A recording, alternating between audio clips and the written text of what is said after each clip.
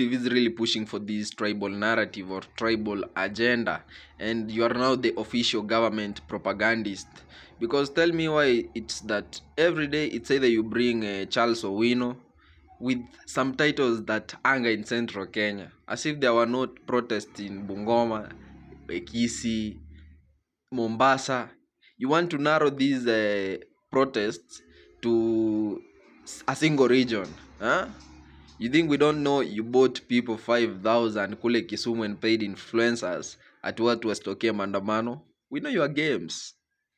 So Farouk TV, your time has now come. Mume dominate for over close to 15 years, but we can't tolerate you anymore. It's time to support KTN News. Let's make KTN home great again. They're the only people who stood with the people. And up to now, KTN TV and K24 wametolewa live on air.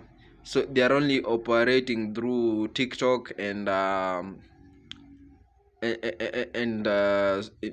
YouTube.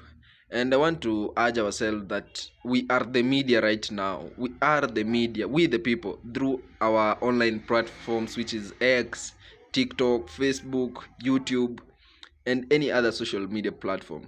So we want to tell you, hata mkizima hiyo, we really, sisi kwanza hatuwatchingi news, hata tuonangi news. News, we are the news.